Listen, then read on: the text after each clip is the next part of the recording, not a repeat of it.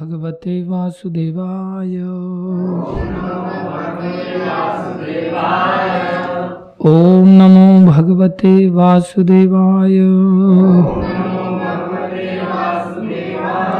ओम नमो भगवते वासुदेवाय।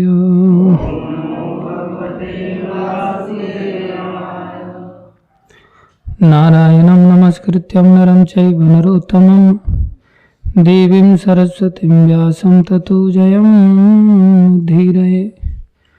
नष्टप्रायेषु भद्रेषु नित्यं भागवत सेवया भगवती उत्तम श्लोके भक्तिर्भवती नैष्ठिकी।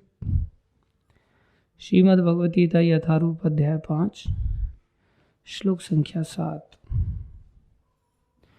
योग युक्तो विशुद्धात्मा विजितात्मा जितेन्द्रिय सर्वभूत आत्मभूतात्मा कुर्वन्नपि न लिप्यते। योग युक्तो विशुद्धात्मा विजितात्मा जितेन्द्रियः सर्वभूतात्मभूतात्मा कुर्वन्नपि न लिप्यते। योग युक्तो विशुद्धात्मा विजितात्मा जितेन्द्रियः सर्वभूतात्मभूतात्मा कुर्वन्नपि न लिप्यते।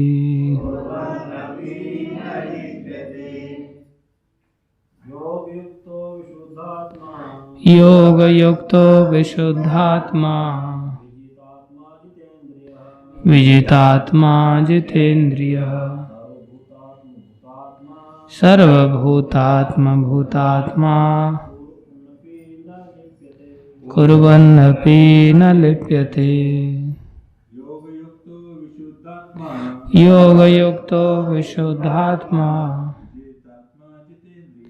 विजितात्मा जितेन्द्रियः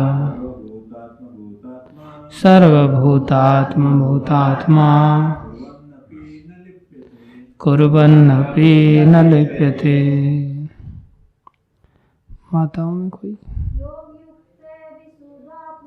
योग युक्तो विशुद्धात्मा विजितात्मा जितेन्द्रियः सर्वभूतात्मभूतात्मा कुर्वन्नपि न लिप्यते। योग युक्तो विशुद्धात्मा जितात्मा जितेन्द्रियः सर्वभूतात्मभूतात्मा कुर्वन्नपि न लिप्यते।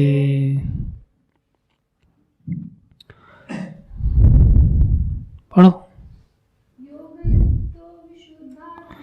योग युक्तो विशुद्धात्मा विजितात्मा जितेन्द्रियः सर्वभूतात्मभूतात्मा कुर्वन्नपि न लिप्यते। कौशल्या पढ़ो। पढ़। भजरी इधर आगे आके बैठो बेटा, इधर आगे आके बैठो। कम ऑन, तुम भी आगे आके बैठ। और आगे आओ, इधर आओ आगे। तेरा धोती किधर गायब हो गया? शब्दार्थ योग युक्त, भक्ति में लगे हुए। तेरे पापा क्या कर रहे हैं? क्या कर रहे हैं पिताजी? काम कर रहे हैं क्या? झाड़ू पोछा? कमरे में नहीं है? किधर गया है? भक्ति में लगे हुए विशुद्ध आत्मा, शुद्ध आत्मा, विजित आत्मा, आत्म संयमी, जित इंद्रिय, इंद्रियों को जीतने वाला, सर्वभूत समस्त जीवों के प्रति आत्मभूतात्मा, दयालु, कुर्बन्नपि, कर्म में लगे रहकर भी न कभी नहीं, लिप्यते, बंधता है।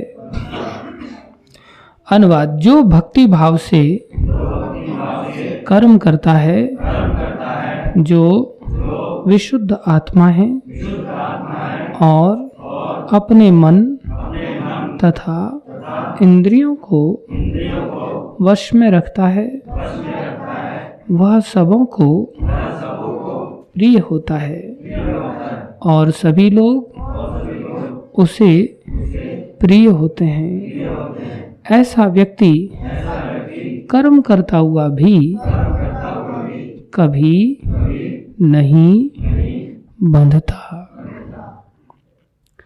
तात्पर्य: अर्चनीय, वंदनीय, प्रातः स्मरणीय जगतगुरु श्रील प्रभुपाद जी द्वारा श्रील प्रभुपाद की जय।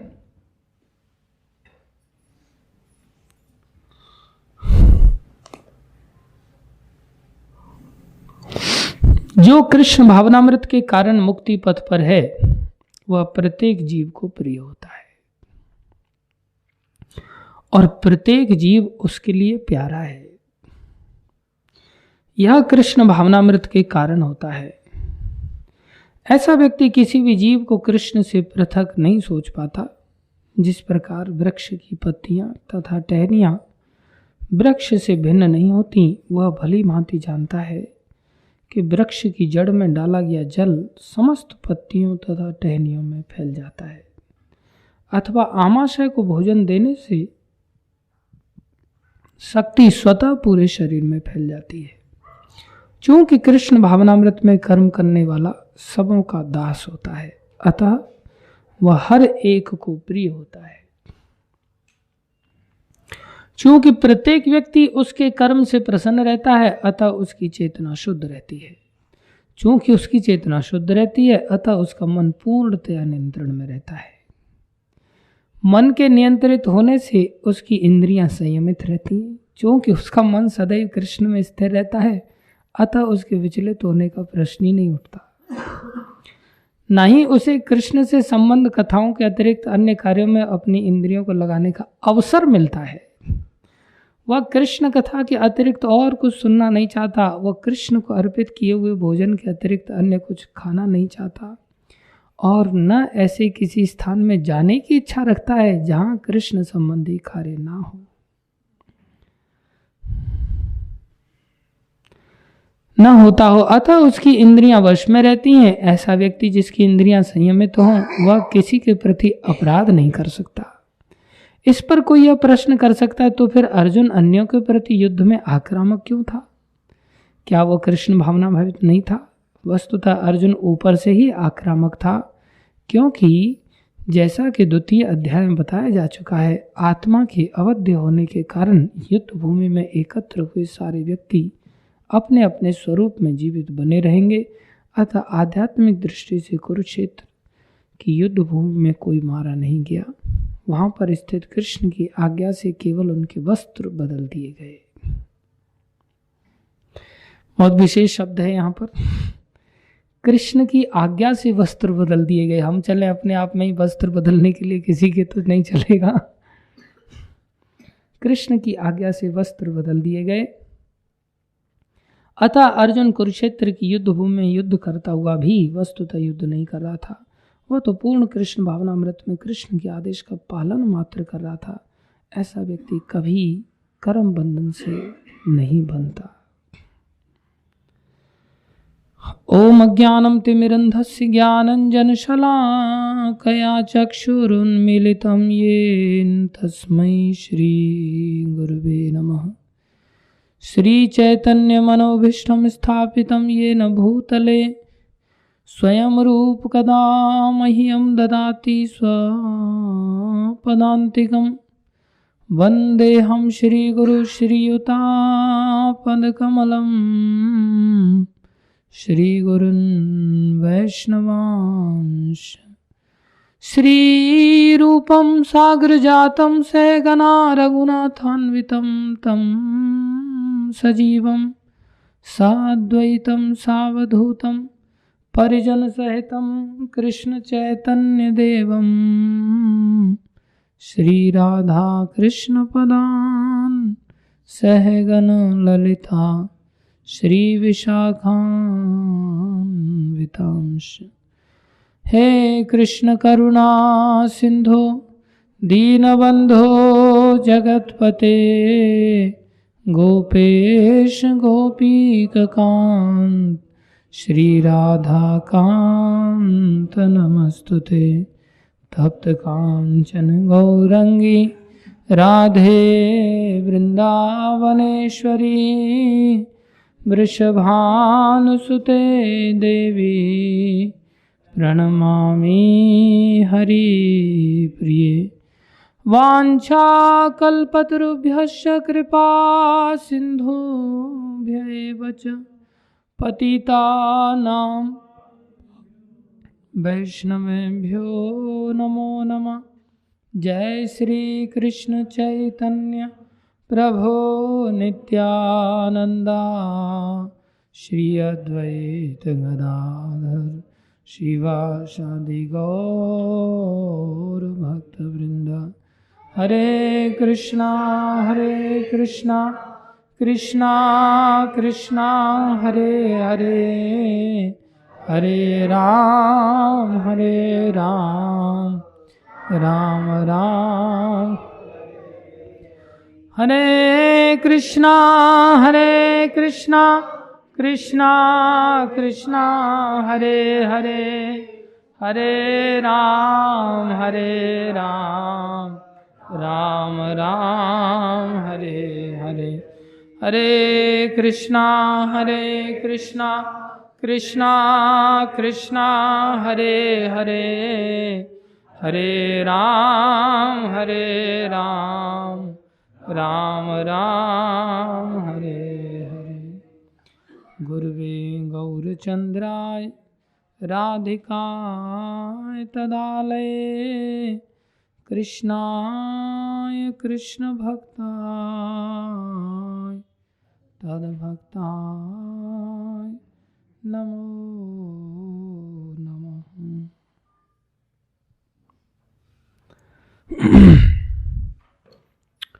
हरे कृष्णा। आप सभी भक्तों का हार्दिक अभिनंदन है, स्वागत है। आज मैं 8 बजे से पहले ही आ गया।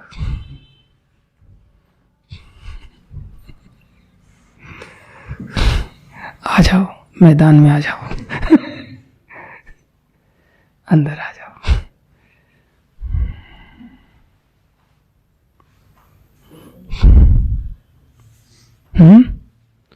क्या हुआ?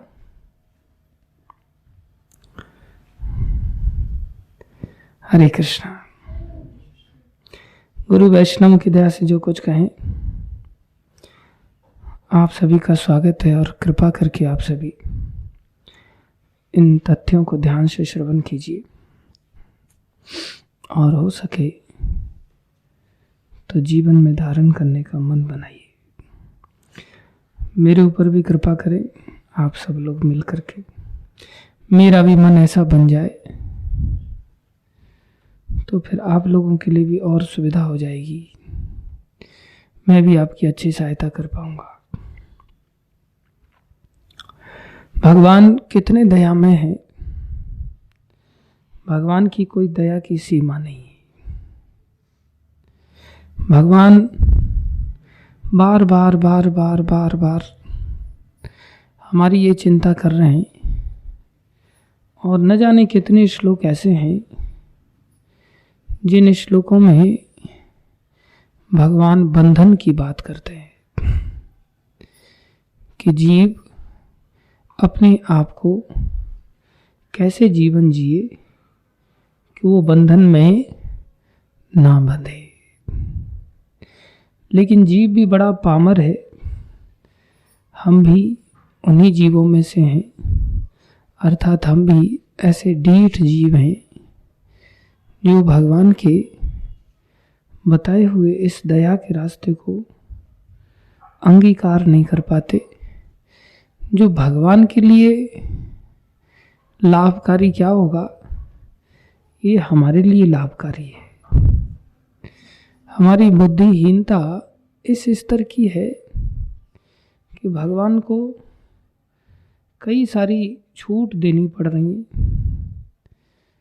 और बार बार आगाह करना पड़ रहा है कि हम जैसे तैसे भी सही अपने बंधनों को कैसे काटें और कैसे पुनः जीवन में ऐसा जीवन जिए कि बंधनों में ना बंधे।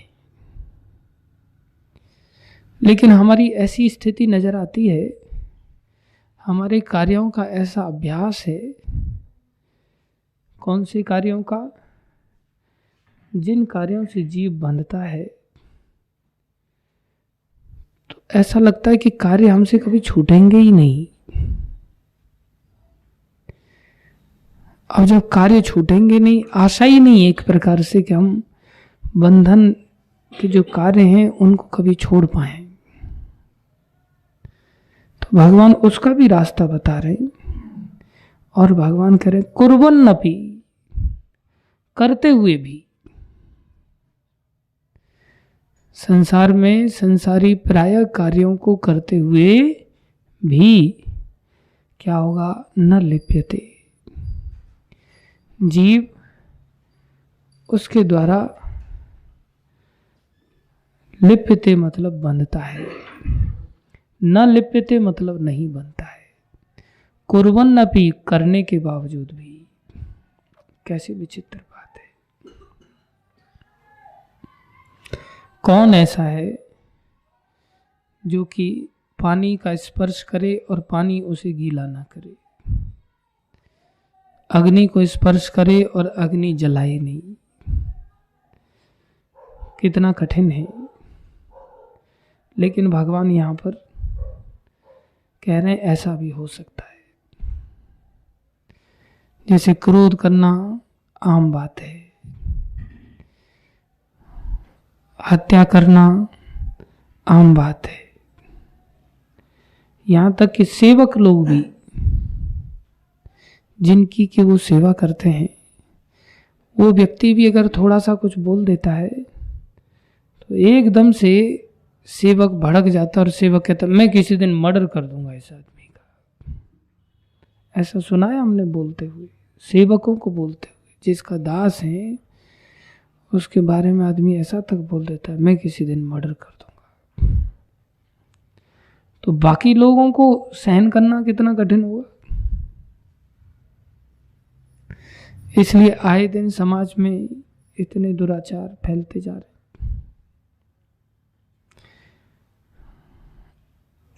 इसलिए विनम्रता की थोड़ी शिक्षा दी जाती है समाज में हैंडल करने के लिए। ये सीखना भी चाहिए। विनम्रता से जितना जीता जा सकता है उतना दादागिरी से कार्य नहीं किए जा सकते। लेकिन जो बंधन वाले कार्य हैं वो हमारे स्वभाव में घर कर चुके हैं। कल हम कुसुम सरोवर पर जा रहे थे तो रास्ते में दो लड़के कुल्फी जैसा कुछ खा रहे थे। तो हमने उनको कहा अरे भैया ये रास्ता है, तुम थोड़ा साइड में बैठ जाओ, यहाँ रास्ते में बार बार दिक्कत होगी, तुम साइड में हो जाओ। तो उन्होंने ऐसे मुड़ के देखा, कुछ बोला नहीं, पलट के उन लोगों ने, उन्होंने कहा ठीक है ठीक है।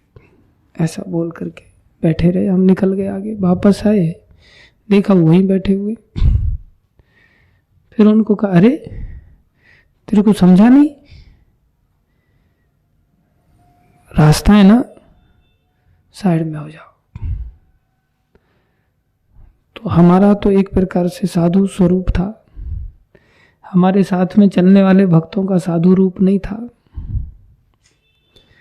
तो हमारे साथ में चलने वाले भक्त लोग थोड़ा और उनसे ऊंची आवाज में थोड़ा बोल पड़े।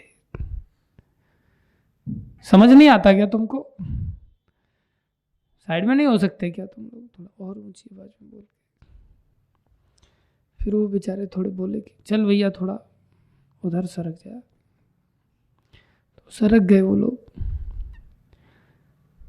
लेकिन आजकल इतना शॉर्ट टेम्पर्ड लोग हैं, छोटे छोटे बच्चे ऐसे शॉर्ट टेम्पर्ड हैं कि वो नए नए दुश्मनी के आइडिया लगाते।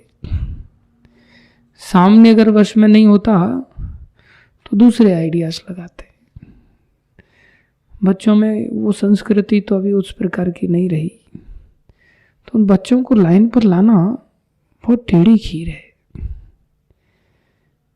इसलिए हमें अपने व्यवहार को बहुत संभालना पड़ेगा। आजकल तो सम्मान के साथ कार्य करा सकते हो आप। बोले अरे भैया तेरे हाथ जोड़ते हैं, थोड़ा सा तुम साइड में हो जाओ, क्या करना, मैं सहायता कर दूं तेरा, ये सब सामान उठा करके मैं थोड़ा साइड में रख दूं। ऐसा भी बोला जा सकता था। और अगर ऐसा बोल देते तो व्यक्ति, उसको भी क्रोध नहीं आता। हो सकता है कभी उसको क्रोध आ जाता, वो फोन करता, 2-4 बच्चों को बुलाता। इसका अर्थ ये नहीं लिया जाना चाहिए कि हम कोई कायरता सिखा रहे हैं। कायरता नहीं सिखाई जा रही है। कल अगर आपने उसको प्रचार का मौका मिलता है, कल आपने अगर उसको प्रचार करना है, समझाना है, और वो व्यक्ति आपकी शक्ल देख करके वही सीन याद करेगा कि इसने मेरे को एक कार्य कराने के लिए क्या तरीका अपनाया था, तो ठीक नहीं। अरे बड़े भैया ऐसे बोलना था उल्टा। छोटा है उसको बड़े भैया जी और बड़े भैया जी, थोड़ा सा देखो भक्त लोग आ रहे जा रहे, थोड़ा साइड में हो जाइए। इतना सा मात्र करना था। गलत तो बोला क्योंकि थोड़ी ऊंची आवाज में हमारा व्यवहार रहा ना, तब उसने गलत बोला। हाँ, तो उस स्थिति में आना ही नहीं चाहिए था। अगर हमारी शुरुआत की डीलिंग अगर ऐसे कर दें तो व्यक्ति गलत बोलने का उसके मन में आएगा ही नहीं ना। अब वहाँ कौन सही है कौन गलत है वो तो बहस का मुद्दा बन जाता है। लेकिन हमारे व्यक्तिगत व्यवहार में अगर हम ऐसा लेके आ जाएं कि हम छोटों के साथ भी अगर इस प्रकार से डीलिंग थोड़ी सी सीख जाएं तो कितना अच्छा होगा। लेकिन ये तो भक्ति आने पे होगा ना। हम ये कह रहे थे भक्ति है नहीं तो फिर हमारा जैसा स्वभाव है वैसा ही व्यवहार करेंगे ना। भक्ति का स्वभाव है नहीं जीवन में। तो बोले ऐसा भी स्वभाव सही जिसको कि आसानी से हम अपने जीवन में ऐसा अनुभव करें कि इसको बदला नहीं जा सकता। कोई बात नहीं। किसी का काम का स्वभाव है, किसी का क्रोध का स्वभाव है, किसी का लोभ का स्वभाव है, कोई बात नहीं। फिर भी एक चीज का ध्यान रखें, अंदर से योग युक्त हो जाए। क्या हो जाए? योग युक्त। योग युक्त होने की बड़ी जरूरत है। योग युक्त की स्थिति क्या है? योग मतलब भगवान से मिलना। योग मतलब भगवान से मिलने के मार्ग पर आगे चलना। ये मार्ग ही इतना सुरक्षित है, इतना सुरक्षित है कि आपने या हमने या किसी और ने अपने स्वभाव में परिवर्तन ना भी लाया हो, लेकिन अगर वो रास्ता भगवान की ओर है तो हत्या तक का रास्ता भी क्षमा में बदल जाता है, बशर्ते योग युक्त अर्थात भगवान की ओर मिलने का रास्ता हो और भगवान की ओर मिलाने का रास्ता हो। येन केन प्रकारेण मनः कृष्ण निवेशयेत, ऐसा शब्द आता है। जैसे तैसे ही सही मन कृष्ण में लग जाए। दूसरा, जैसे तैसे ही सही यद करोषि यद अश्नासि यद जोहोषि ददासि यद तपस्यासि कौन्तेय तत् कुरुष्व मद अर्पणम। मेरे प्रति अर्पण हो जाए, मेरी ओर आ जाए, सब लोग मेरे पास आ जाएं, वो भगवान को बड़ा अच्छा लगता है। इसका ज्वलंत उदाहरण इंद्र है। अगर भागवत में पढ़ेंगे आप 10वें स्कंद की ये घटना है, 27वें अध्याय की, बड़ी अद्भुत घटना है जिसमें देवराज इंद्र इतना बड़ा अपराध करते हैं कि उस अपराध की कोई सीमा नहीं। ऐसा अपराध करते हैं कि इन ब्रजवासियों को, जिनका के दूध पी पी करके चर्बी चढ़ गई, बोले एक भी छोटा बालक भी जीवित नहीं रहना चाहिए, और इतना ही नहीं, गायों के बछड़े भी जीवित नहीं रहने चाहिए। गाय तो दूर की बात है, एक एक बछड़ा पूरी तरह से नष्ट कर दो। अब बताओ ये व्यवहार कैसा है? घृणीय व्यवहार है क्या? लेकिन उस घटना से लोग भगवान के पास चले गए। जितने भी ब्रजवासी थे, उस घटना के कारण येन केन प्रकारेण सभी भगवान के नजदीक चले गए, और नजदीक जाने मात्र के कारण भगवान अंदर से बहुत ज्यादा रुष्ट नहीं हुए। और देवराज इंद्र आए और सुरभि माता को लेकर के सामने खड़े हुए, तो भगवान ऐसा नहीं कि उनसे बोले नहीं। ब्रह्मा जी जब आए तो भगवान ब्रह्मा जी से नहीं बोले। कैसा विचित्र बात है। ब्रह्मा जी ने तो थोड़ा सा संशय हुआ, संशय को मिटाने का मात्र उपाय किया। ऐसा नहीं कि ग्वाल वालों को हमेशा के लिए दूर ले गए, या ग्वाल वालों से दुश्मनी निभाने लग गए, या अपहरण करने के बाद जैसे संसार में लोग अपहरण करते हैं तो फिरौती मांगते हैं, या अपहरण किए हुए लोगों के साथ अत्याचार करते हैं। ऐसा कोई ब्रह्मा जी का एटीट्यूड नहीं था।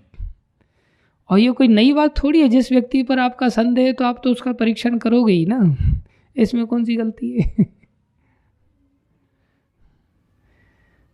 कोई इतनी बड़ी गलती नहीं थी, संदेह मात्र था। संदेह को दूर करने का प्रयास किया, लेकिन उस प्रयास ने क्या किया? ग्वाल वालों को, भगवान के भक्तों को भगवान से दूर कर दिया। दूर होने के कारण ब्रह्मा जी से भगवान बोले नहीं। ब्रह्मा जी चारों मुखों से घूम घूम करके, लेट लेट करके, रो रो करके क्षमा मांग रहे हैं, और भगवान रुष्ट हो गए। और इतना भीषण अपराध किया जिसमें हत्या स्पष्टता के साथ, कितना बड़ा द्रोह, और एक आध व्यक्ति के साथ नहीं, समूल ब्रज के साथ द्रोह।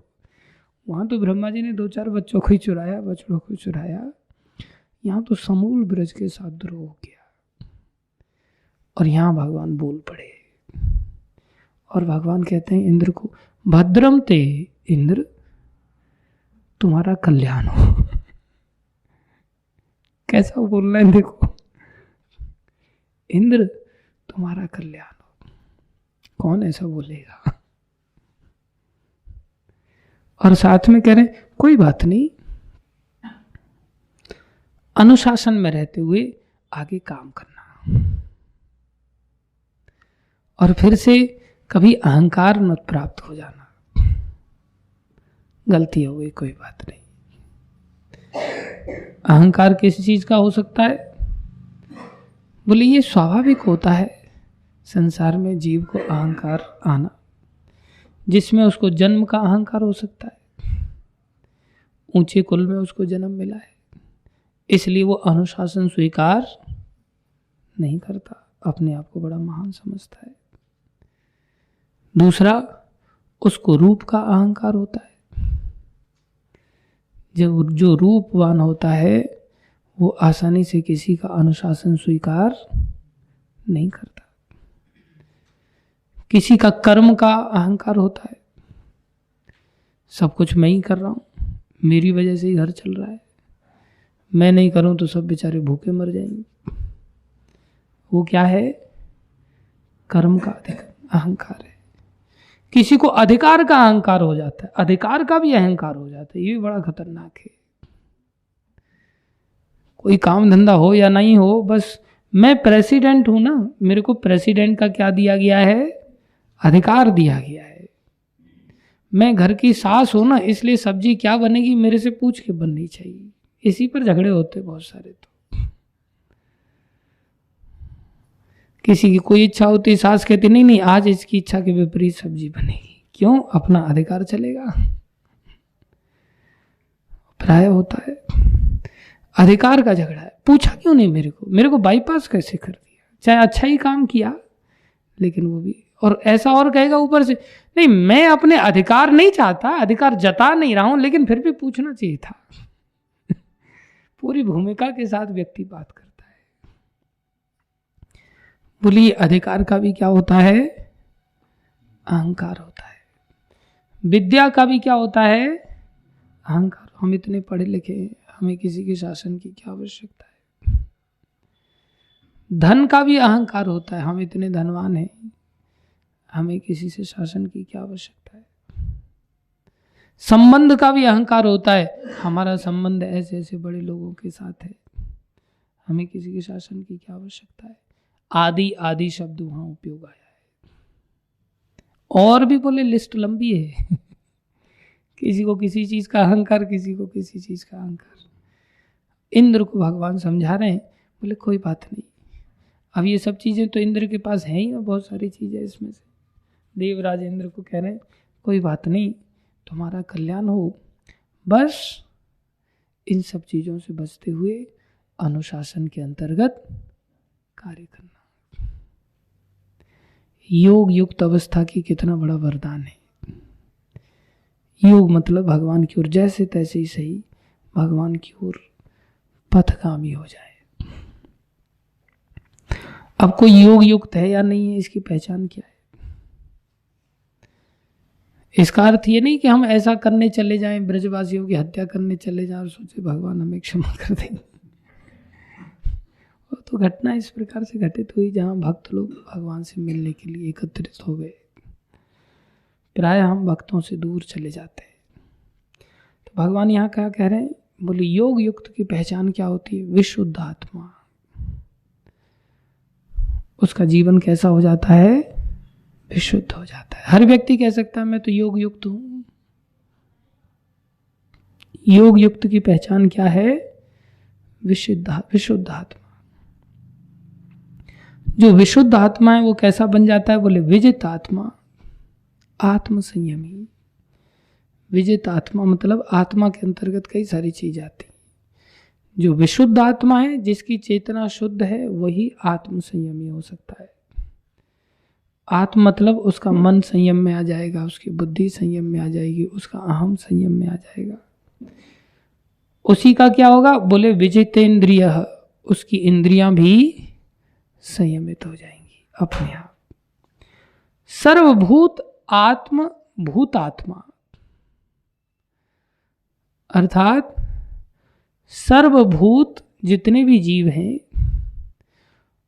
उन सभी की वो आत्मा बनने का प्रयास करता है, उन सबको अपनी आत्मा बनाता है, उन सबको वो अपना समझता है, अर्थात उन सबके प्रति वो उदार हो जाता है, प्रेम करता है। सर्वभूत आत्म भूत आत्मा कुर्वन्नपि न लिप्यते, ये सब लक्षण है। इन सब लक्षणों को प्रभुपाद जी ने कितना सुंदर रीति से एक्सप्लेन किया है, अद्भुत एक्सप्लेन किया। अगर तात्पर्य में हम सभी देखें, विचार करें, सबसे पहली क्वालिफिकेशन प्रभुपाद जी यहाँ वर्णन कर रहे हैं कि योग युक्त व्यक्ति मतलब कृष्ण भावना भावित व्यक्ति, उसकी सबसे पहली पहचान क्या है? कि वह प्रत्येक जीव को प्रिय होता है। कृष्ण भावना भावित व्यक्ति की पहचान क्या है? को प्रत्येक जीव को प्रिय होता है। हर व्यक्ति उसको प्यार करेगा, ऐसा लक्षण होना चाहिए। अब कोई कहे हाँ मैं तो ऐसा काम करता हूं, सामने वाला ही मेरे को प्रेम नहीं करता, तो मैं क्या करूं? नहीं, प्रत्येक जीव को प्रिय कैसे होता है उसका कारण बता रहे हैं। और ऐसे ही नहीं कि प्रत्येक जीव को प्रिय ऐसे ही बन जाएगा। प्रत्येक जीव को वो प्रिय होता है, क्यों? क्योंकि उसको प्रत्येक जीव प्यारा होता है। उसको प्रत्येक जीव क्यों प्यारा होता है? क्योंकि कोई जानता है कि सब कृष्ण के अंश है। उसको प्रत्येक जीव मात्र प्यारा होता है। अब ये तो हम समझ सकते हैं कि चलो हम सबको प्यार कर रहे हैं, लेकिन दूसरे हमको प्यार नहीं कर रहे हैं। दूसरे हमें प्यार करें, इसके लिए क्या करना पड़ेगा? तब कृष्ण भावना भावित हम माने जाएंगे ना। तो दूसरा व्यक्ति हमें प्यार करे, उसके लिए एकमात्र उपाय है दूसरों की सेवा। इसलिए प्रभुपाद जी लिख रहे हैं, बोले यह कृष्ण भावनामृत के कारण होता है। ऐसा नहीं कि वो आर्टिफिशियली कुछ करने का प्रयास करे, अपने आप कृष्ण भावनामृत अगर उसके हृदय में है तो करने के लिए बाध्य हो जाएगा, विवश हो जाएगा, मजबूर हो जाएगा।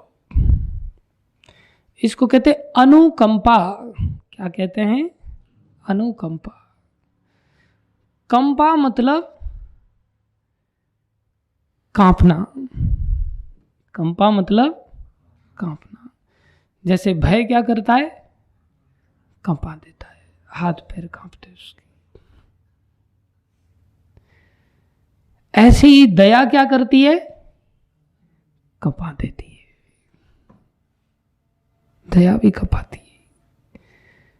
जब कोई व्यक्ति आत्महत्या करता हुआ नजर आता है, जानिया सुनिया विष खाई नु।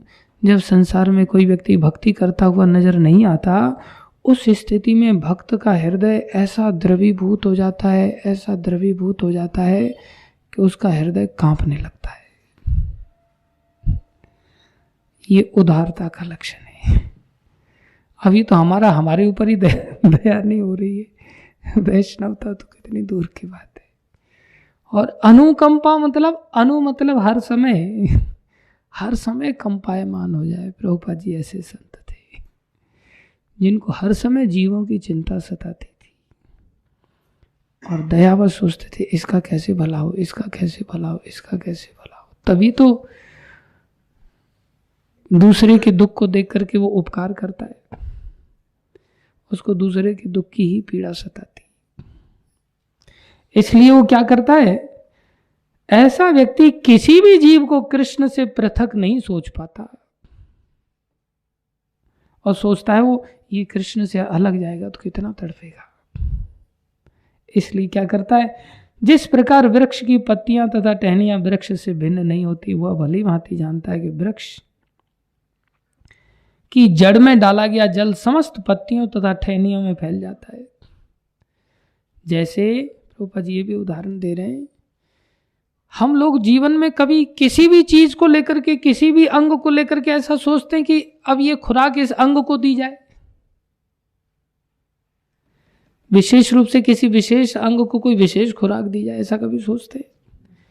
अनादिकाल से जब से हम पैदा हुए हैं, किसी भी योनि में क्यों न पैदा हुए हों, जब भी कुछ चीज प्राप्त होता है शरीर के किसी भी अंग का पोषण करने के लिए हमेशा कहां डालते हैं? एक ही तो छेद है, हमेशा ही एक छेद में डालते हैं बस। कोई सोचे सर में दर्द हो रहा है इसलिए कान में डालती है, ज्यादा नजदीक है जल्दी पहुंच जाएगा। नहीं, ये नहीं पहुंचा सकता जितना जल्दी मुंह के माध्यम से चीजें पहुंच जाएंगी। इसलिए वो कभी कंफ्यूज नहीं होता। डॉक्टर लोग भी हमेशा ही कोई भी दवाई देंगे सदा मुंह से ही देंगे, जैसे असर आमाशय के माध्यम से ही पहुंचेगा हर चीज का। ऐसे ही संसार के जितने भी जीव हैं ये सभी क्या हैं? श्री कृष्ण के अंश हैं। और किसी भी जीव को अगर संतुष्ट करना है तो हमेशा क्या करना चाहिए? कृष्ण की सेवा करना चाहिए। कृष्ण किसकी तरह है? मुंह की तरह है। कृष्ण किसकी तरह है? मुंह की तरह। लड़की की शादी करना है तो क्या करना चाहिए?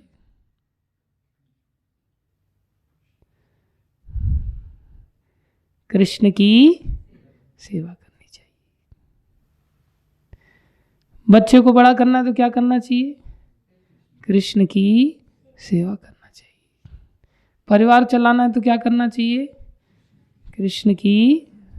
अरे देश चलाना है तो क्या करना चाहिए? कृष्ण की सेवा। अम्बरीश महाराज ने करके दिखाया, करके दिखाया कि नहीं? देश चलता था कि नहीं? 7 द्वीपमयी पृथ्वी के राजा और केवल कृष्ण सेवा से सारा संसार चलता था। और हम सोचे हमारा छोटा परिवार इधर नौकरी करने से चलेगा, उधर नौकरी करने से चलेगा। बच्चे लोग पढ़ेंगे लिखेंगे तो उनको इस स्कूल में पढ़ेंगे लिखेंगे, वो उस स्कूल में ऐसा होगा, अन्यथा को चलेगा ही नहीं। शादी ब्याह होंगे नहीं, ये नहीं होगा, वो नहीं होगा। नहीं, हमारे अंदर ऐसा योग युग तभी हम बन ही नहीं पाए, ऐसा दृढ़ता दिमाग में अभी यही कंसेप्ट नहीं आ पाया जो प्रभुपाद जी इतनी स्पष्टता के साथ 2 उदाहरण समझा रहे हैं। सारा संसार जिसमें आपका परिवार भी आ गया, बच्चे, परिवार, रिश्तेदार, नातेदार सब आ गए सब संतुष्ट हो सकते हैं केवल क्या करने से? कृष्ण की सेवा। कृष्ण ऐसे मुख है। माँ बाप को कई बार लोग कहते हम तो भक्ति करना चाहते लेकिन माँ बाप को कौन समझाए? अरे माँ बाप को भी समझाने का काम नहीं पड़ेगा आपको, वो भी समझ जाएंगे। क्या करने से? कृष्ण की सेवा। कृष्ण की सेवा मात्र करनी चाहिए। तो एक तो ये कंसेप्ट है विशुद्ध आत्मा का। दूसरा प्रभुपाद जी यहां बता रहे हैं, कितनी बढ़िया बात बता रहे हैं। टहनियों में फैल जाता है अथवा आमाशय को भोजन देने से शक्ति स्वतः पूरे शरीर में फैल जाती। ये पहले कंसेप्ट सीखना चाहिए दिमाग में। प्रथम कंसेप्ट ये समझना चाहिए। इसके वाया फिर दूसरा कंसेप्ट प्रभुपाद जी समझा रहे हैं, विशुद्ध आत्मा का लक्षण क्या है, योग युक्त व्यक्ति का लक्षण क्या है। सबसे पहला लक्षण वो कृष्ण भावनामृत से युक्त होता है, कृष्ण भावना भावित होता है। उसके कारण क्या होता है? सब उसे प्रेम करते हैं और वो सबको प्रेम करता है। ऐसा कैसे हो गया? कृष्ण भावनामृत के कारण। ये कृष्ण भावनामृत कैसे कार्य करता है? बोले जैसे जड़ वृक्ष की टहनी पत्तियों के लिए काम करती है, जैसे मुख शरीर के प्रत्येक अंग के लिए काम करता है, ऐसे ही कृष्ण भावनामृत काम करता है। क्या करना है? हमें अपने जीवन का बचपन से ही ऐसा अभ्यास करना है कि कृष्ण की सेवा में जीवन अर्पित हो जाए। सबसे पहली कृष्ण भावनामृत की सीढ़ी यही है। अब ये सीढ़ी यही नहीं रुकती, अब ये और आगे बढ़ेगी। अब यहां से वाया चालू होगा। क्या वाया चालू होगा? आगे बता रहे हैं, क्योंकि कृष्ण भावनामृत में कर्म करने वाला सबों का दास होता है। कृष्ण भावनामृत में काम करने वाला क्या होता है? सबों का दास होता है।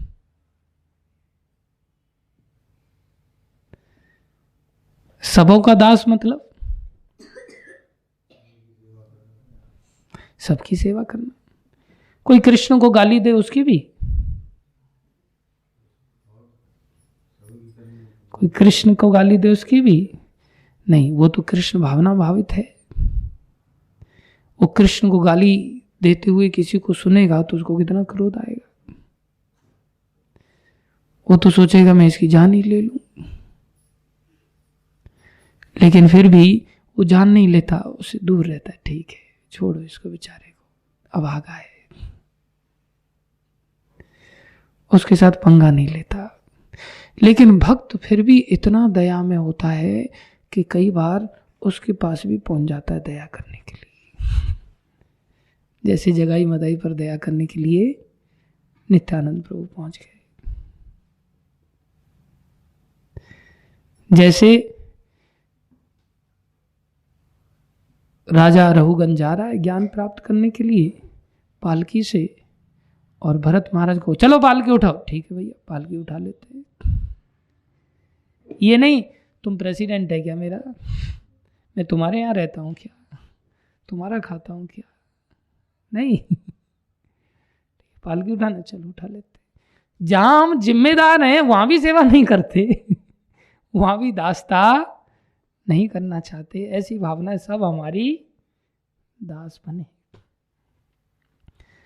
लेकिन इतने बड़े भरत महाराज जिनको कि सीधा ही जाके बोलने तू तो अभी इतना ही सौवीर देश का राजा है, तेरे को पता है मैंने इतना बड़ा राज्य छोड़ दिया था, जबकि पिछले जन्म की सारी याददाश्त तो थी ना उनको, जाकर के बता देते सारे विस्तार से कहानी, तो सौवीर देश की राजा की भी आंखें खुल जाती, अच्छा ऐसा भी होता है। अगर हम ऐसा होते तो पहले जाके सीधी कहानी बता देते जिससे मीडिया में सब जगह बात फैल जाती कि देखो देखो भरत जी का फिर से जन्म हुआ है, इतने बड़े राजा थे, देखो जड़ भरत जी के रूप में आ गए, थोड़ा बहुत अधिकार इनका राजपाट में दे दिया जाए फिर से, ये लक्ष्य होता। उन्होंने जाकर के कुछ नहीं बताया अपने बारे में कि तुम इस जन्म में राजा बनाए, मैं पिछले जन्म में तेरे जैसे कितने राजाओं को अपने नीचे रखता था, ऐसा कुछ भी नहीं बोला। और बेचारे पालकी में नीचे लग करके पालकी ढो रहे हैं। कैसा दासत्व, ऐसा हृदय से दासत्व है। ऐसा नहीं कि डर के मारे 4 लोग उठा करके ले गए उनको, इसलिए कोई रास्ता नहीं, मार दिया जाएगा, मरने का तो उनको भय ही नहीं था। काली माता के डाकू लोग लेकर के जा रहे हैं, मारने के लिए लेके जा रहे हैं, बलि के लिए लेके जा रहे हैं, तब कोई छटपटा ही नहीं हो। राजा ऊपर से धमकी दे रहा, तब उनके अंदर कोई भय नहीं हुआ। तो कोई जबरदस्ती थोड़ी ना वो पालकी उठा रहे थे। पालकी उठाने का क्यों स्वीकार किया? इस सिद्धांत नेचुरली अंदर से, चलो तुम भी भगवान के अंश, कोई तुम्हारी सहायता कर देते। ऐसे ऐसे साधु हुए हैं। हमारे गुरु भाई किसी गांव में जाते थे, किसी का मकान बन रहा था, अब उनको पैदल चलने का थोड़ा अभ्यास, तो किसी गांव में घुस गए, वहाँ मकान बन रहा है, लोग उसमें मसाला दे रहे हैं, इन्होंने भी वहाँ टोकरी भर के मसाला देना चालू कर दिया। अब कभी उस घर में जाएंगे, राधे श्याम हरे, तो रोटी मिलेगी कि नहीं? और कभी एक भी टोकर में सहारा नहीं लगाए, बेचारा उठा रहा है लेबर वाला, हम ये भी नहीं कि थोड़ा सा हाथ भी लगा दे, और वहां जाके दादागिरी से जाकर के राधे श्याम हरे, तो रोटी मिलेगी फिर? नहीं। हम किसी को प्यार नहीं करते तो कोई हमें क्यों प्रेम करेगा? इसलिए भक्त सबको प्यार करता है और भक्तों को सब प्यार करते हैं। हम तो साधु बने का भी एक अहंकार पैदा कर लेते, जबकि साधु बने थे किस लिए? इंद्र को कहा गया कि तुम क्या करना, देवताओं के राजा हो, लेकिन अनुशासन में कार्य करना। किसके? श्री कृष्ण के। और हम फाफानंद हैं, कोई राजपाट नहीं, भिखारी हैं, फिर भी अनुशासन स्वीकार नहीं करते। किसी को बोल दिया जाए मंगल आरती को लेकर के, भजन साधन को लेकर के, कक्षा को लेकर के, मन करेगा करेंगे, नहीं मन करेगा नहीं करेंगे। नौकरी का अनुशासन दवाई लेकर के भी करेंगे, तब नहीं कहेंगे बीमार हैं, नौकरी पैरासीटामोल खा के जाएंगे, हर हालत में जाएंगे। लेकिन भक्ति का अनुशासन स्वीकार नहीं करना चाहते। और जब कि साधु जीवन में, जिसमें कि सारे अहंकारों का त्याग करने के लिए तो ये मार्ग अपनाया, इसमें तो केवल गुरुजनों के दास नहीं होते, सारे संसार का दास हो जाता है, सारे संसार के कल्याणार्थ काम करता है जी। तो कितनी बड़ी बात प्रभुपाद जी यहाँ बता रहे हैं, चूंकि कृष्ण भावनामृत में कर्म करने वाला सबों का दास होता है। हम लोग दासता कर लेते हैं कई बार, जैसे कोई सबों के लिए सब्जी काट देता है, कोई सबों के लिए चपाती बना देता है, कोई सबों के लिए आटा लगा देता है, कोई सबों के लिए खिचड़ी बना देता है, कोई सबों के लिए साफ सफाई कर देता है। इसमें हम सबों के लिए कार्य करते हुए नजर आते हैं, वास्तव में हम सबों के लिए कार्य करते नहीं।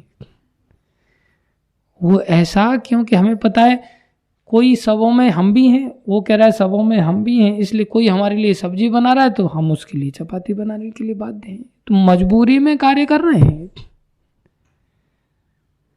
और अगर सबका पेट खाली खिचड़ी से, चावल से, सब्जी से भर जाए तो बोले चपाती नहीं बनाएंगे। उस समय कैसे मन में आ गया कि चपाती नहीं बनाएंगे? अर्थात कार्य कैसे कर रहे हैं? दासत्व के लिए नहीं, कार्य कैसे कर रहे हैं? अपने लिए ही कर रहे हैं, घुमा फिरा करके।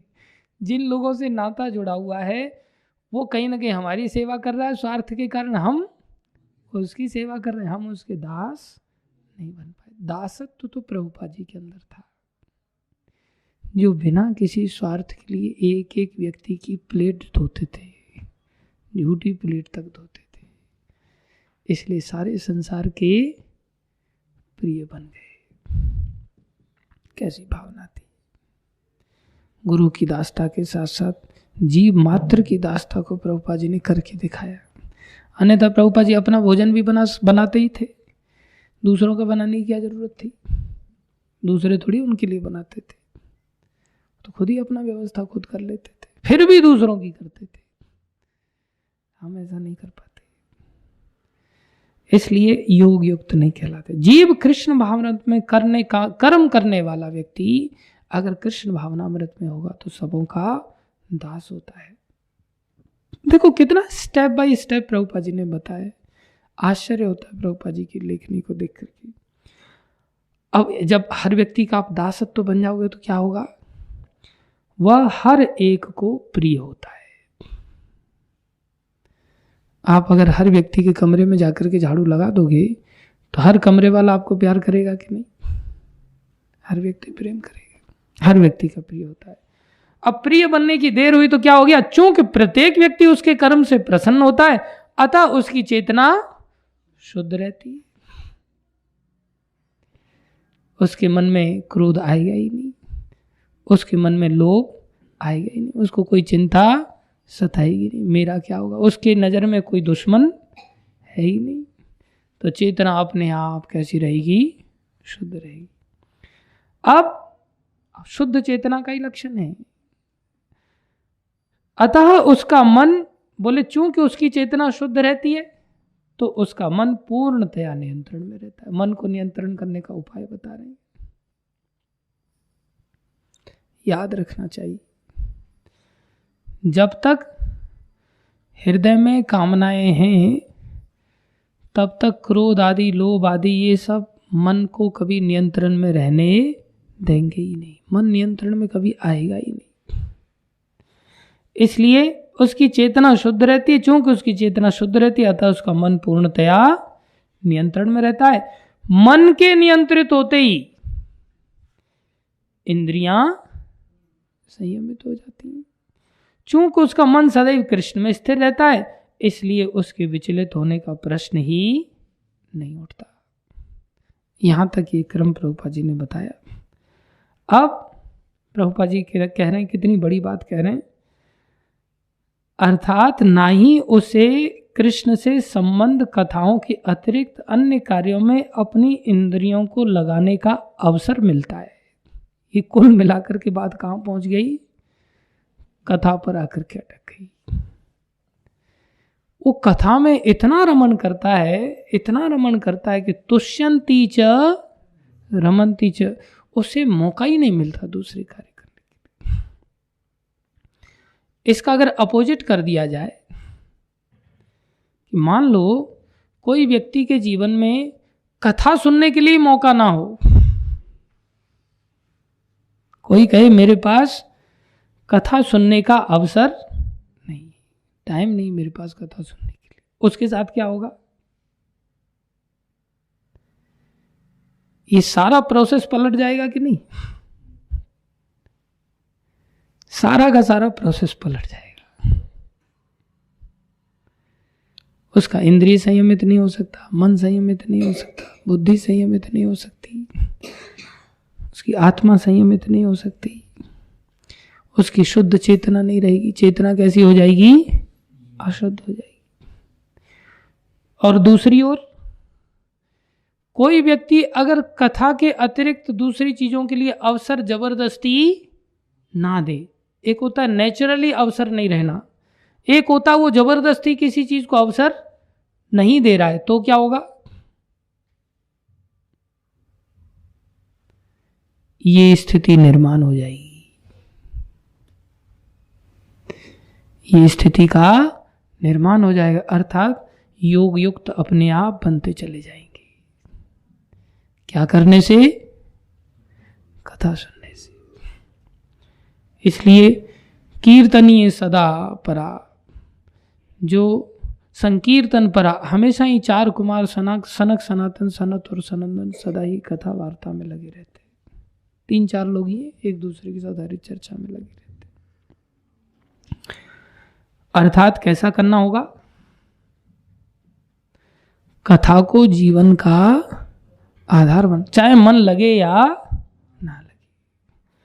विशुद्ध चेतना होगी तो क्या होगा? इतना मन लगेगा, इतना मन लगेगा, इतना मन लगेगा कि अनुमान नहीं लगाया जा सकता।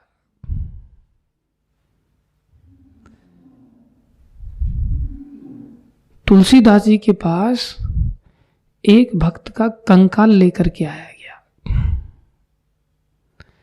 और उस भक्त के शरीर को देखा तो पूछने लगे भक्त लोग कि इसको कौन सी ऐसी बीमारी लगी थी, किसकी हड्डियों में इतने सारे छेद हैं, इतने सारे छेद हैं, एक एक हड्डी में छेद है। जैसे लोगों के हो जाता है ना, कई बार दिल में छेद हो जाता है, ऐसे बीमारियां हैं आजकल। वो भक्त को ऐसा लाया गया कि उसकी एक एक हड्डी में छेद था, तो वो हीनता से उसको देख रहे थे। देखो इस भक्त की हड्डियों में एक एक हड्डी में छेद है, क्या बीमारी लगी इसको? बोले बीमारी नहीं है, ये सौभाग्य हो गया है इसको प्राप्त। क्या सौभाग्य प्राप्त हो गया है? बोले ये कथा श्रवण के लिए इतना उत्सुक रहा, इतना उत्सुक रहा कि इसकी हड्डियों में कर्ण इंद्रियों का प्रवेश हो गया। जैसे रूप गोस्वामी कहते हैं ना कि मेरे कानों में जब ये ध्वनि जाती है कृष्ण की तो ऐसा लगता है मेरे 2 ही कान क्यों हैं। 10,000 कान जैसे महाराज पृथु ने मांगे वरदान में, ऐसे ही रूप गोस्वामी कहते हैं मेरे हजारों जीवाएं और हजारों कान क्यों नहीं।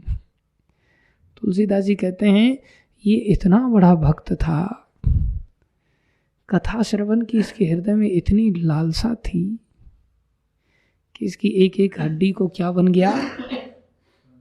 कर्ण बन गया। ये हो जाता है, कैसी लीला भगवान की। और भक्ति समझ सकते हैं इन चीजों को। साधारण आदमी तो क्या सोचा कि देखो बीमारी, कैसी बीमारी लगी, साधारण आदमी को बीमारी नजर आ रही। अर्थात इतना विशुद्ध चेतना में कृष्ण चर्चा इतनी अच्छी लगती है, इतनी अच्छी लगती है कि उसको किसी दूसरी चीज का अवसर ही जीवन में नहीं प्राप्त, मौका ही नहीं उसके पास। हाँ, भगवान का नाम, भगवान का रूप, भगवान के गुण, भगवान की लीलाएं, भगवान के धाम, भगवान के जन, इन्हीं चर्चाओं में वो इतना डूब जाता है कि इसके अतिरिक्त तो उसका इधर उधर कोई टाइम ही नहीं। कितना नाम जप करता है भक्त, कितना कृष्ण कथा सुनता है, कितना कृष्ण गुणगान सुनता है,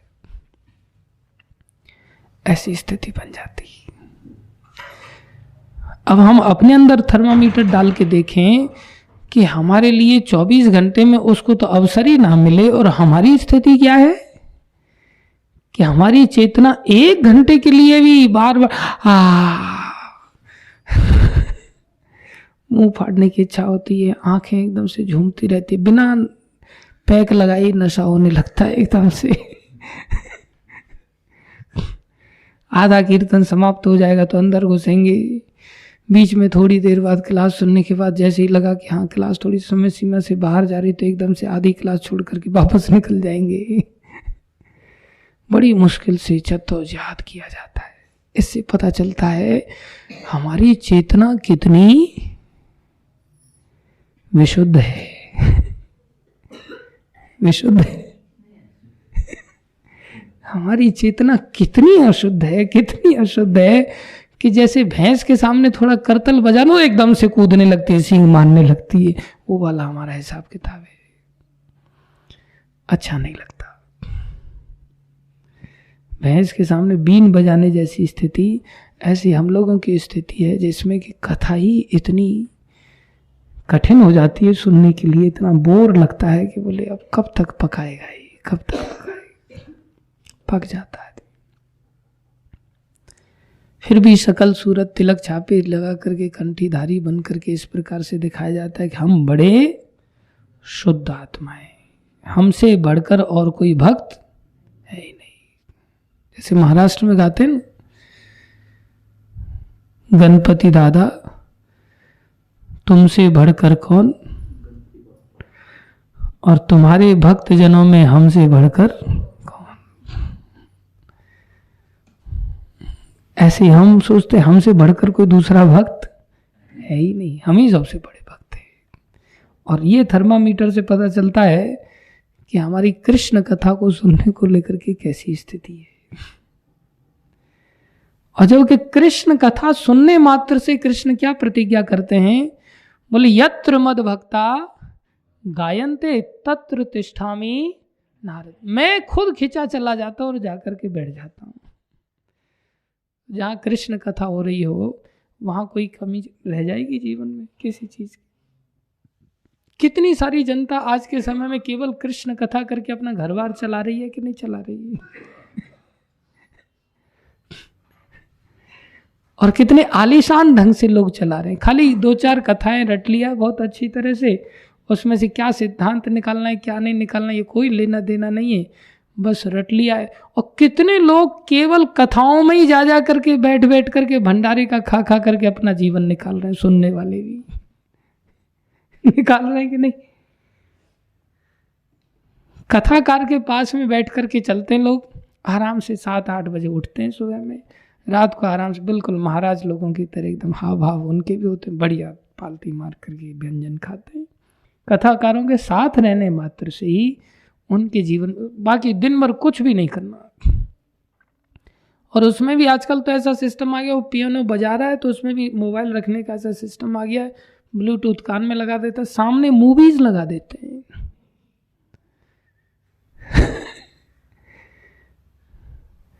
जो कथा को रिकॉर्ड कर रहा है ना, वो कथा को रिकॉर्ड करने के लिए रिकॉर्डर लगा दिया उसने, कैमरा वगैरह सब सेट कर दिया है, और वहाँ जाकर के लैपटॉप के पास में रख के नीचे मोबाइल रख के मूवीज़ देख रहा है 3 घंटे तक, और इधर कथा चल रही है, कान में ऐसे लग रहा है, और उसकी ओर देख नहीं रहा है, सामने कैमरे की ओर देख रहा है, और लोगों को लग रहा है कैमरे में रिकॉर्डिंग का काम कर रहा है। क्या देख रहा है वहाँ 3, उसको पता है 4 घंटे तक कथा चलने वाली है और कथा की कोई रुचि है नहीं, आराम से मूवी देख रहा है और जीवन निर्वाह हो रहा है बढ़िया। कथा सुनने का पाखंड भी इतना बड़ा वरदान दे रहा है, तो कथा सुनने वाला अगर व्यक्ति ईमानदारी से कथा सुने, ईमानदारी से कथा करे, तो कृष्ण स्वयं पहुंच जाएंगे। तो कोई कमी रहेगी? कोई कमी नहीं रह सकती।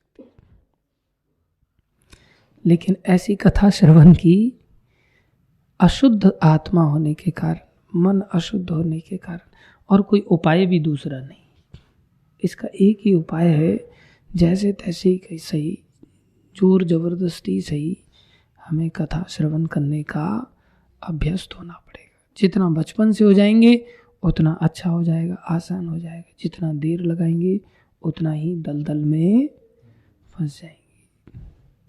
इसलिए प्रभुपाद जी यहाँ पर इस बात को समझा रहे हैं बड़ी स्पष्टता के साथ कि सबसे पहला काम समझा रहे, वह कृष्ण कथा के अतिरिक्त कुछ सुनना नहीं चाहता, वह कृष्ण को अर्पित किए हुए भोजन के अतिरिक्त अन्य कुछ खाना नहीं चाहता। सबसे पहला ग्रहण कार्य क्या है? सुनना, बाकी कुछ खाना नहीं चाहता, और न ऐसे किसी स्थान में जाने की इच्छा रखता है जहां कृष्ण संबंधी कार्य ना हो। अर्थात शुरुआत में स्पष्ट कर दिया गया कि कृष्ण ही जड़ हैं, और बाकी लोगों की जो दासता है वो कृष्ण के माध्यम से होनी चाहिए। अब कोई कहे मेरे को उसने दास बना लिया, और गीता कह रही है कि तुम सबके दास हो, इसलिए मैं दास बन गया।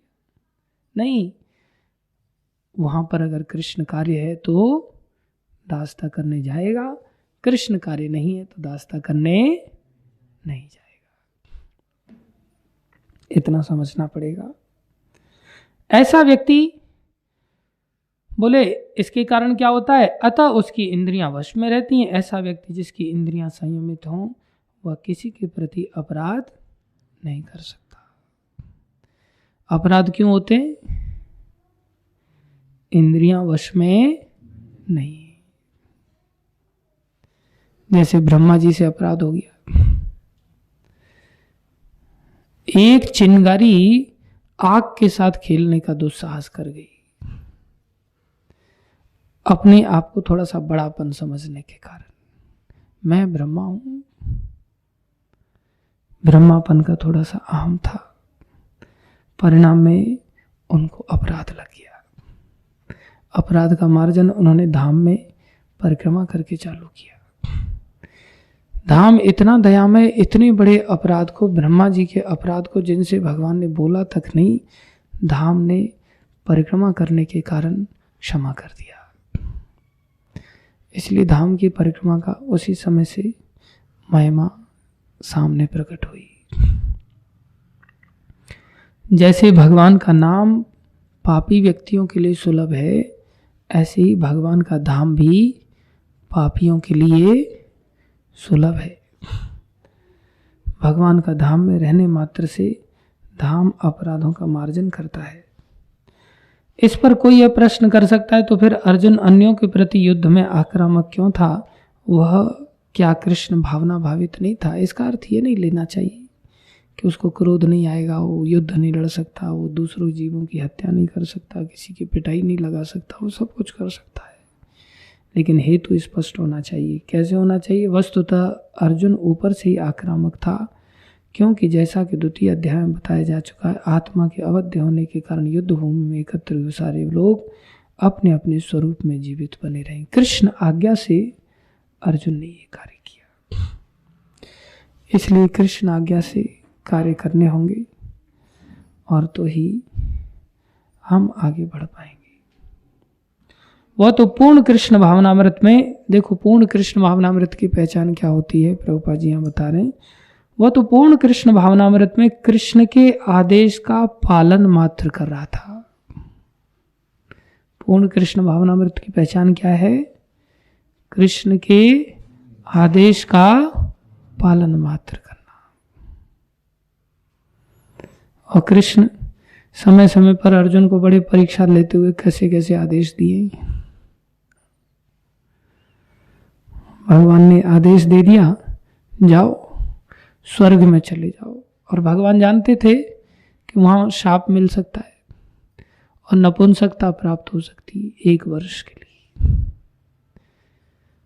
लेकिन कृष्ण के आदेश पर चले गए और वहां उर्वशी ने श्राप दे दिया। फिर भी उस शाप को क्या बना दिया भगवान ने? वरदान बना दिया। इसलिए कृष्ण के आदेश में हम सोचे कि सब हमारे मन के अनुसार ही होगा, ऐसा भी नहीं है। कृष्ण के आदेश में कई बार हम समाज में हीन दृष्टि से भी देखे जा सकते हैं, लेकिन अंततः वो कैसा होगा? कल्याणकारी होगा।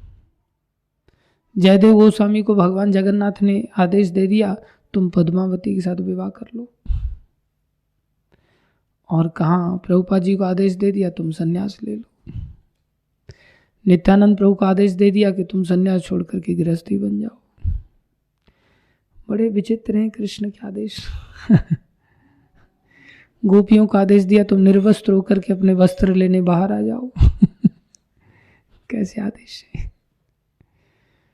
तो भगवान सर्वत्र ही समर्पण की अपेक्षा रखते हैं, तो हमें भगवान के आदेश का पालन करना सीखना चाहिए। अगर कोई ऐसा करता है तो उसका परिणाम क्या है? ऐसा व्यक्ति कभी भी कर्म बंधन से नहीं बनता।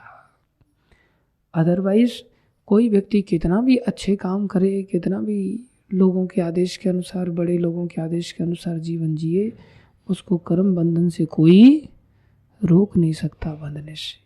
अच्छे कार्य अच्छा बंधन बांधेंगे, संसार में ही होगा वो भी बंधन। बुरे कार्य बुरा बंधन बांधेंगे। लेकिन एक दिन का प्रोसेस नहीं है। ये तो रोज थोड़ा थोड़ा थोड़ा थोड़ा कुसंगति से बचते हुए जब दिमाग पर प्रहार किया जाता है कथा के द्वारा, तब थोड़ा दिमाग ऐसा बन पाता है। संसार में आप प्राय देखेंगे, संसार के लोगों को लोग एकदम से भक्ति में बदलाव अनुभव करते हैं। कब? जब लोग 3-4 दिन ही सही लेकिन भक्तों के साथ निरंतरता के साथ वास करते हैं। कभी यात्रा आदि के दौरान, जब यात्राओं में भक्त लोग चले जाते हैं, भक्तों के साथ में संसारी व्यक्ति चला जाता है, 3-4 दिन मात्र वो भक्तों के साथ उठता बैठता है, खाता पीता है, थोड़ी कथा सुनता, एकदम से बदलाव आ जाता है। और वही अगर 1 महीने तक कथा वार्ता सुनता रहता है, साथ में कुसंग बना रहता है, संसार में घूमता रहता है, अपने गोरख धंधों में लगा रहता है और साथ में थोड़ी बहुत कथा वार्ता सुनता रहता, कोई परिवर्तन इतना नहीं आ पाता। ऐसा क्यों? क्योंकि एक ओर से इधर चीजें खोपड़ी में घुस रही हैं, एक ओर से संसार की चीजें खोपड़ी में घुस रही हैं, इसलिए उसके जीवन में असर हो ही नहीं पाता। जब थोड़ी देर के लिए छोड़ करके भक्तों के बीच में अगर रहता है, तब एकदम से परिवर्तन आ जाता है। इसलिए जीवन को हमेशा के लिए कल्याणकारी अगर बनाना है तो इतना परिवर्तन लाने के लिए पूरा जीवन ही समर्पित करना पड़ेगा। निश्चिंत होकर के जीवन समर्पित करना सीखना चाहिए। ये चिंता किए बिना कि हमारा भरण पोषण आदि सब चीजें कैसे होंगी, सब होंगी। भगवान सब करेंगे। भगवान जड़ है, भगवान सबके स्रोत है। धन्यवाद सभी भक्तों का। कोई प्रश्न है किसी का तो सुन सकते हैं। कोई प्रश्न है किसी का?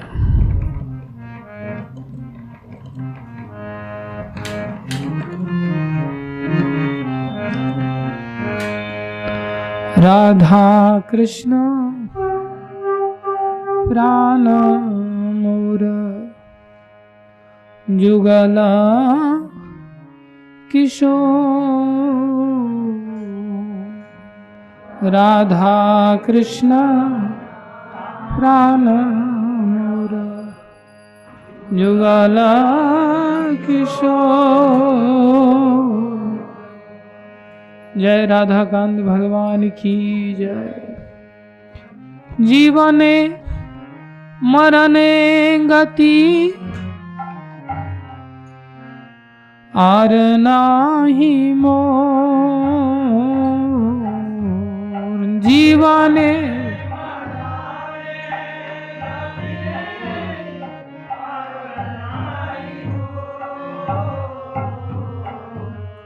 राधा कृष्ण प्राण मोरा जुगला किशोर। राधा कृष्ण प्राण मोरा जुगला किशोर।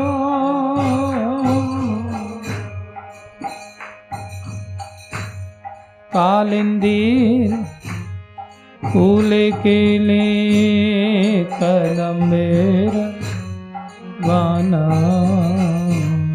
कालिंदीर फूले केले कदम मेरा गाना। कालिंदीर फूले केले कदम मेरा गाना।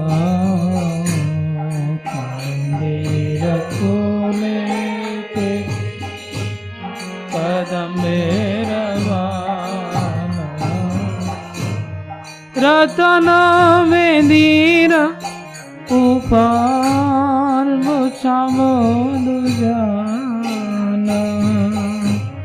रतन में दीन ऊपर मुसामोद जाना। श्याम गौरी अंगे दिवो चंदनेर गंधा। श्याम गौरी गे दिवो चंदनेर चामन डुलाइवो कबे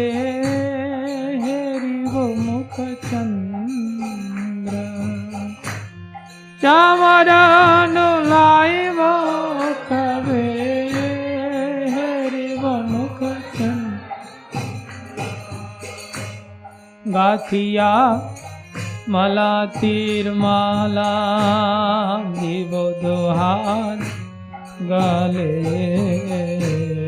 गाथिया माला तीर माला दीवो दोहार गले आधारे तुलिया दीवो कर्पूर तमूले आधारे तुलिया दीवो कर्पूर तमूले ललिता विशाखादि जत सखी वृंदा ललिता विशाख आदि जत सखी आज्ञाय करीवो सेवा चरनारविंद आज्ञाय करीवो सेवा चरनारविंद श्री कृष्ण चैतन्य प्रभु दासेरनुदास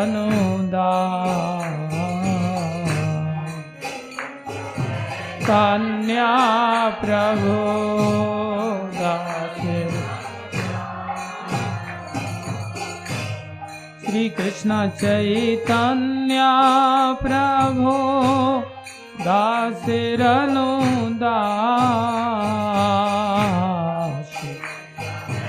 कन्या प्रभु दासेरनुदास श्री कृष्ण चैतन्य प्रभु दासेरनुदास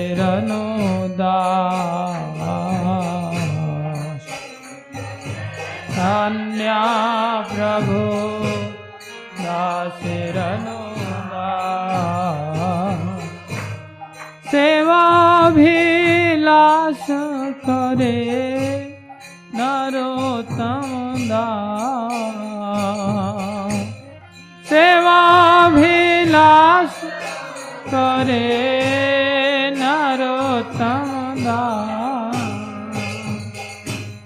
राधा कृष्ण प्राण मोर जुगल किशोर राधा मोर जुगल किशोर जय राधा कृष्ण जय राधा कृष्ण जय राधा जय राधा कृष्ण जय राधा कृष्ण जय राधा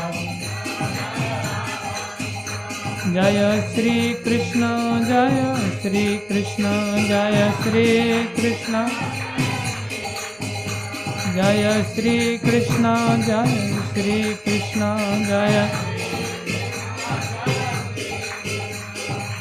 हरे कृष्ण कृष्ण कृष्ण हरे हरे हरे राम राम राम हरे हरे हरे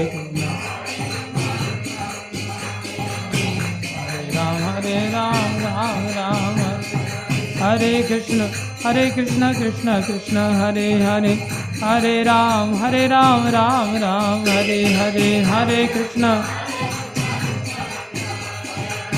हरे राम राम राम हरे कृष्ण कृष्ण कृष्ण हरे हरे हरे राम राम राम हरे हरे हरे कृष्ण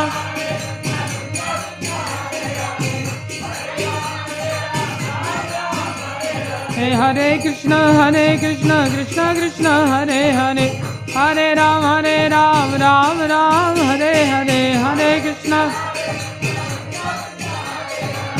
हरे राम राम राम हरे कृष्ण कृष्ण हरे हरे हरे राम राम राम हरे हरे हरे कृष्ण हरे हरे हरे राम राम राम निताय गौरंगो निताय निताई गौरंग निताई निताई गौरंग गौर हरि निताई गौर निताई गौरंग गौर हरि निताई गौर जय सचिनंदन गौर हरि जय सचिनंदन दया करो कृपा करो गौर हरि मैं अपराधी गौर हरि मैं अपराध क्षमा करो गौर हरि अपराध अति दयालु गौर दयालु गौर दया करो कृपा करो गौर हरि दया करो जय जगन्नाथ स्वामी जय जगन्नाथ जय जगन्नाथ दीना बंधु जय जगन्नाथ दीना जय बलदेव जय बलदेव जय बलदेव जय बलदेव जय बलदेव जय बलदेव दया के सागर जय बलदेव दया के जय सुभद्रा मैया जय सुभद्रा जय सुभद्रा करुणा माई जय सुभद्रा करुणा जय सुदर्शन जय सुदर्शन जय सुदर्शन भक्तों के रक्षक जय सुदर्शन भक्तों के रक्षक जय सुदर्शन भक्तों के रक्षक जय सुदर्शन भक्तों के गिरि गोवर्धन जय गिरि गोवर्धन गिरि गोवर्धन गिरि गोवर्धन गिरि गोवर्धन गिरि गोवर्धन राधा कुंड श्याम कुंड गिरि गोवर्धन राधा कुंड श्याम कुंड राधा कुंड श्याम कुंड गिरि गोवर्धन राधा कुंड गिरि गोवर्धन जय गिरि गोवर्धन गिरि गोवर्धन जय गिरिराज गोवर्धना गिरिराज जय गोवर्धना जय गिरिराज जय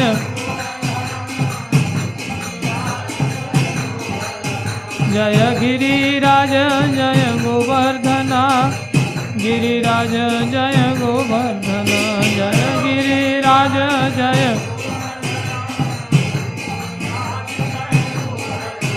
हरे कृष्णा कृष्णा कृष्णा हरे हरे हरे राम राम राम हरे हरे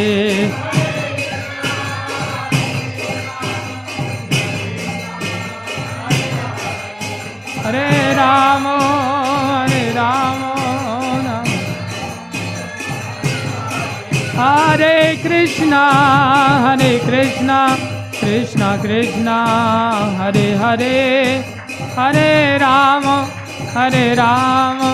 राम राम हरे हरे हरे कृष्णा कृष्णा हरे हरे हरे राम बोलो बोलो निताई गौर हरि बोल हरि बोल हरि बोल हरि बोल निताई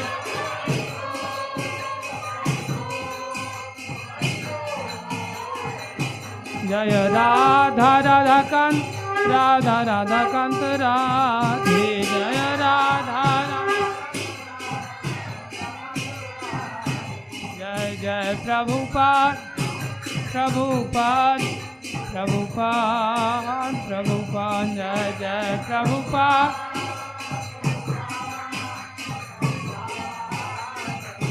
जय जय गुरुदेव गुरुदेव गुरुदेव गुरुदेव जय जय गुरुदेव गुरुदेव। जय राधे जय राधे जय राधे जय श्री राधे जय राधे।